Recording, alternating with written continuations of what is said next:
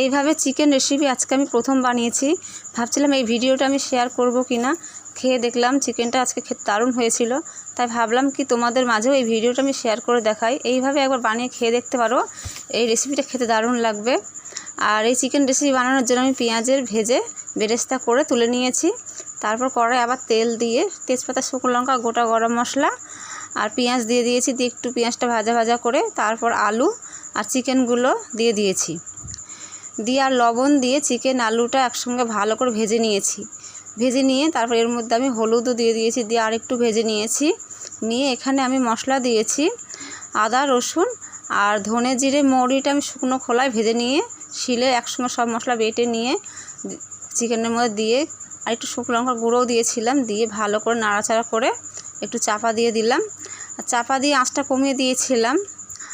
আর আঁচটা কমিয়ে দিলে তলায় ধরেও যাবে না, আর মাংসটাও ভালোভাবে সিদ্ধ হয়ে যাবে। তারপর কিছুক্ষণ কষিয়ে এর মধ্যে আমি দিয়েছি কাজু আর পোস্ত বেটে দিয়ে দিলাম। দিয়ে আরও কিছুক্ষণ কষিয়ে নিয়েছি। নিয়ে আমি গরম জল দিয়েছি। আমি চিকেনে বেশিরভাগ সময় গরম জলই দিই, ঠান্ডা জল দিই না। তারপর যখন ঝোলটা ফুটে গেছে তখন আমি চিকেন কারি মশলাটা দিয়ে আরেকটু ফুটিয়ে পেঁয়াজের যে বেরেস্তাটা করে রেখেছিলাম সেটাও দিয়ে দিয়েছি। দিয়ে একটু নাড়াচাড়া করেছি, করে নামিয়ে নিয়েছি। খেতে দারুণ লেগেছিলো। তোমরা একবার বানিয়ে খেয়ে দেখতে পারো, দারুণ লাগবে।